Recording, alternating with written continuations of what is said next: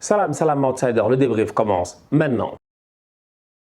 Chelsea, United, Liverpool et Man City ont joué aujourd'hui. Franchement, on va être très sérieux. On va d'abord commencer par Chelsea contre Manchester United. Le match a fini 1-1. Et en toute honnêteté, entre vous et moi, je ne suis pas surpris parce que je ne m'attendais pas à ce qu'il y ait beaucoup de buts dans ce match-là. Tout simplement parce que voilà deux coachs. Et là, je parle de Graham Potter et Erik ten Hag qui, depuis qu'ils ont été nommés, leur but, c'est de ne pas encaisser de buts. C'est ça leur but en fait. Autant Haaland de son but, c'est de marquer des buts. Les autres, leur but, c'est de ne pas encaisser des buts. Et ça, c'est vu parce que Manchester United a changé. Défensivement parlant, David De Gea est devenu sincèrement rassuré. Parce que De Gea était déjà rassurant. De Gea, la saison passée, il fait une bonne saison. Ces dernières années, il est plutôt bon. À un moment donné, ça a été un tout petit peu compliqué. C'est vrai, il a eu une phase trouble. Cependant, ces dernières semaines, ces dernières années, ce qu'il a tué, c'est sa défense qui n'était pas bonne. L'arrivée du petit Martinez a tout modifié. Raphaël Varane est au top de sa forme en ce moment avec Martinez, franchement, et les deux ensemble, ils font la paire. Donc du coup, tu as une équipe de United qui n'encaisse pas beaucoup de buts et ça, on a eu l'occasion de le voir ces dernières semaines. Cependant, de l'autre côté, Chelsea, c'est encore mieux. Franchement, c'est encore mieux. Depuis l'arrivée de Potter, depuis que Kepa est dans les buts, ça enchaîne clean sheet sur clean sheet. Je pense même que c'est un des premiers buts qu'ils encaissent depuis assez longtemps. C'est une équipe qui a une assise défensive qui est quand même dangereuse. Donc du coup, tu as deux équipes qui aujourd'hui, on va être très sérieux, défensivement sont très bonnes. Le score final 1-1, à mon humble avis, il ne m'étonne pas.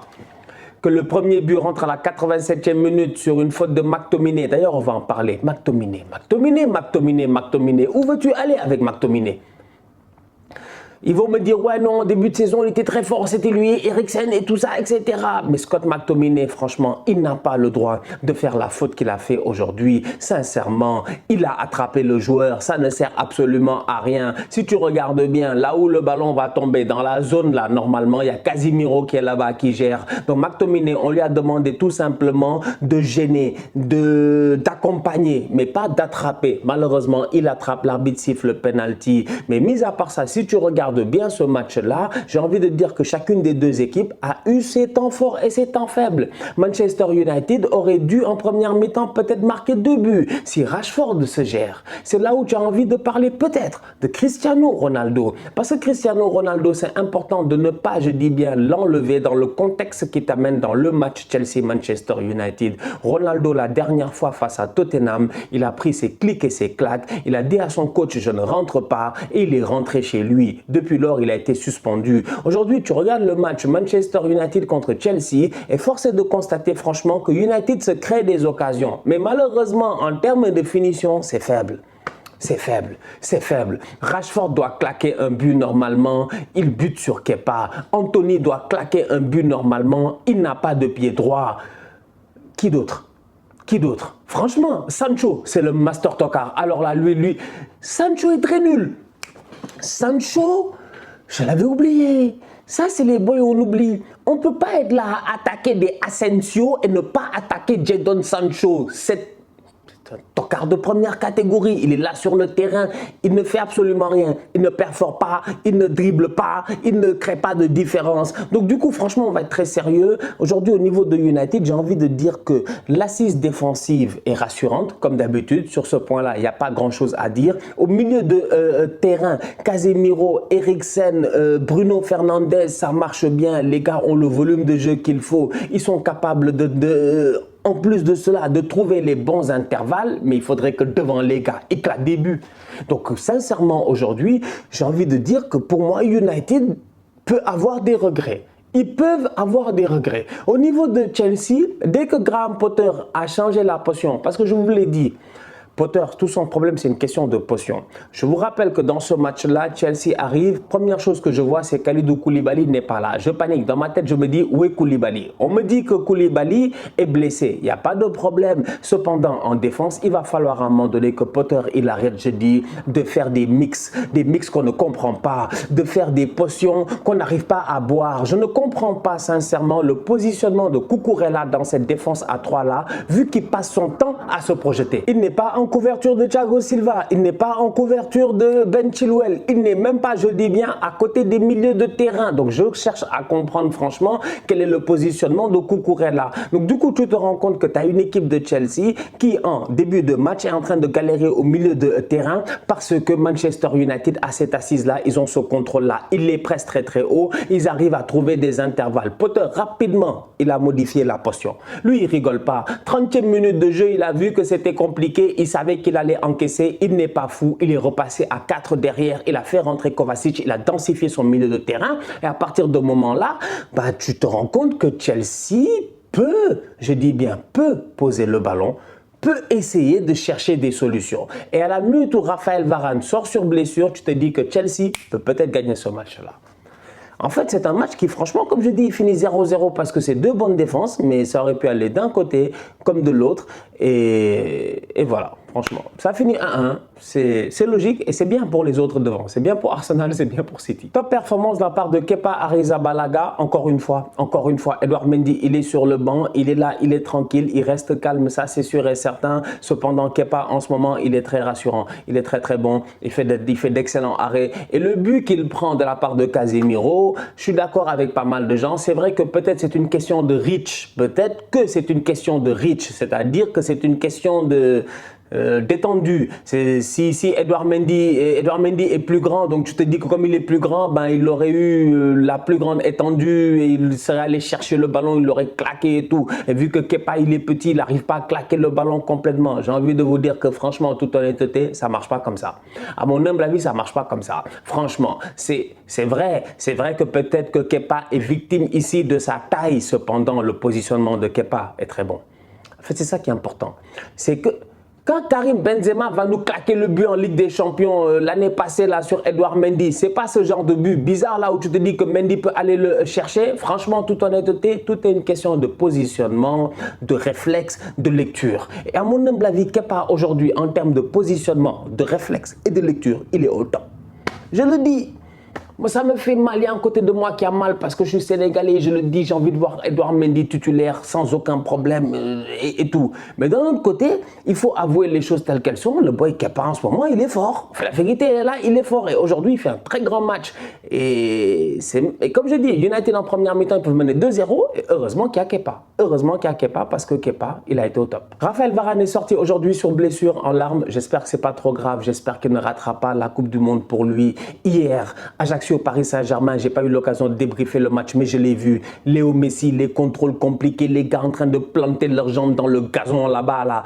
Mbappé, Fabian Ruiz. J'ai vu tellement de gars. Je me suis dit, waouh, s'ils prennent un tacle ici, c'est fini. Ils ratent la Coupe du Monde. Aujourd'hui, Mohamed Salah face à Nottingham. À un moment donné, il plante ses jambes dans le gazon. Il a mal au dos. J'ai peur. Heureusement, il va pas à la Coupe du Monde. Je suis méchant. Je suis méchant.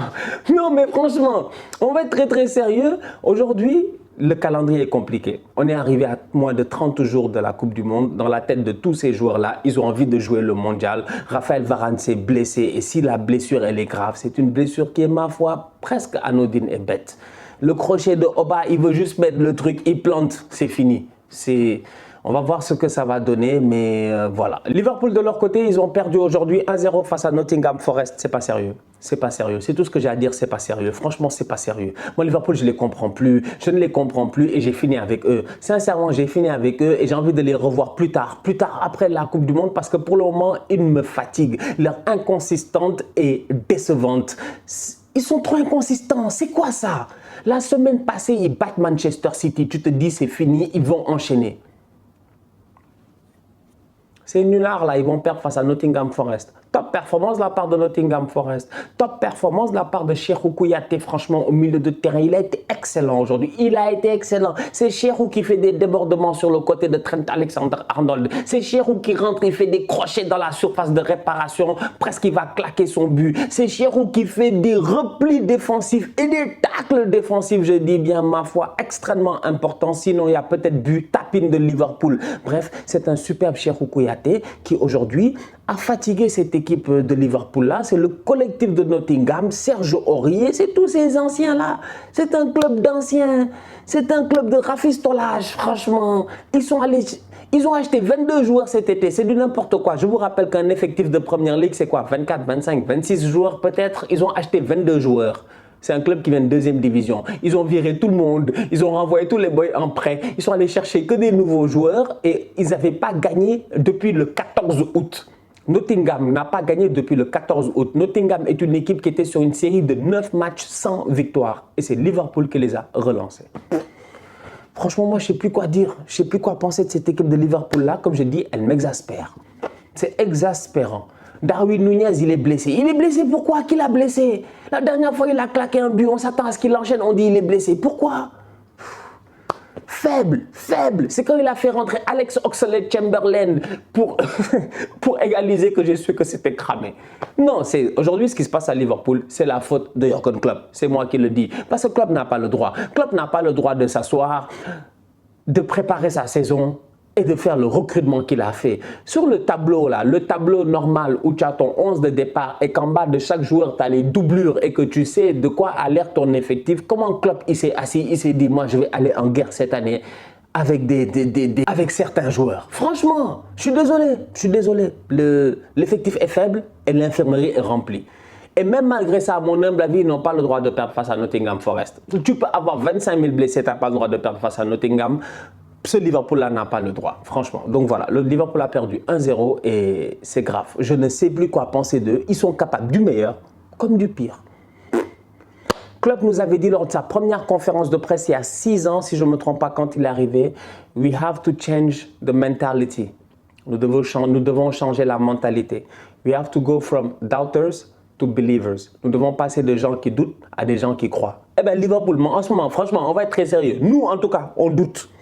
Je ne sais pas si vous y croyez, mais nous on doute parce qu'aujourd'hui, vous êtes des tocards. Dean Henderson a été excellent dans ce match-là aussi, plusieurs arrêts décisifs et c'est là où t'en veux à ces Reds de Liverpool là. Van Dijk, la tête, clac.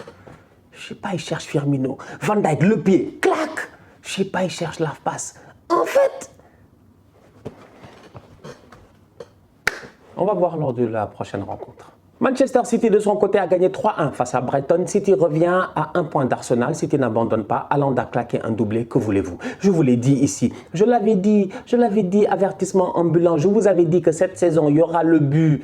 Passe de Ederson, course de Haaland, tapine but. C'est ce qui s'est passé. Il est venu, il a mis des coups de pression au gars. Il a mis des coups de pression. Il est venu mettre son plat du pied sécurité dans des buts vides. Haaland, c'est un malade. Ederson, c'est un fou. Et ça montre à quel point, franchement, les gardiens brésiliens sont très forts. Parce que autant Alisson, j'ai oublié même de le dire, dans le match Liverpool-Forest, heureusement qu'il y a Alisson. S'il n'y a pas Alisson, peut-être que Forest, il claque un deuxième but. C'est fort possible. Mais la qualité de passe des gardiens brésiliens... c'est le high level. La semaine passée, c'est Alisson Salah. Cette semaine, c'est Ederson Haaland. Et je trouve que Ederson Haaland, c'est magnifique. Franchement, la passe d'Ederson là, je te dis qu'il y a des boys, ils sont numéro 6 ici dans certains clubs. Ils sont milieu de terrain. Ils sont incapables de faire cette transversale là. Alisson a fait une passe de près de 80 mètres. Extraordinaire. Téléguidé. Tu vois l'effet du ballon. Le ballon a fait ça. Haaland est venu, il a contrôlé le ballon, il a laissé les gars passer. Il a poussé le gars, pouf, plaqué son but. Erling Haaland. Le penalty, j'en parle même pas, il a été méchant. Il a été méchant. L'arbitre, avant même que l'arbitre ait mis le sifflet dans sa bouche, il avait déjà marqué. Tellement il va vite, tellement il est puissant. Franchement, on va être très sérieux. City a gagné 3-1. La victoire est largement méritée. Belle victoire de la part des Citizens face à une belle équipe. Franchement, une très très belle équipe de Brighton qui a essayé. Parce que De Zerbi, c'est pas un tocard. Ils ont essayé, franchement. Et je pense que Brighton, si tu... Je sais pas, Trossard il est bon, mais Welbeck c'est un guerrier. Mais tu leur donnes peut-être un top player en attaque et peut-être qu'il fatigue encore beaucoup plus cette équipe de Manchester City là. 11 matchs, 17 buts, 3 passes décisives. C'est ça les statistiques de Haaland pour le moment en première ligue. Il a mis 17 buts en 11 matchs. On est en octobre. On est en octobre. La saison passée, les gars ont fini meilleur buteur, si je ne me trompe pas, à 23-24. Ces dernières saisons là, ça a fini meilleur buteur à 23-24. Salah, Aubameyang, Mané, c'était 22 ou 23. L'année passée, c'est 23 ou 24. Bref, ça ne dépasse pas ça. Anelka a ici été meilleur buteur du championnat à 17 buts ou 18 buts, non, si je ne me trompe pas, en 2009 ou des trucs comme ça. Bref, c'est pour dire que On n'est pas habitué à ça. Franchement, on ne connaît pas ça. On ne connaît pas ça. On est en octobre, je dis. Il a 17 buts. Si la tendance se maintient, il finit la saison normalement aux alentours, tu vois, aux alentours de 58 buts, 60 buts apparemment. C'est incroyable. C'est juste incroyable. C'est incroyable. Juste en championnat. 17 buts en 11 matchs.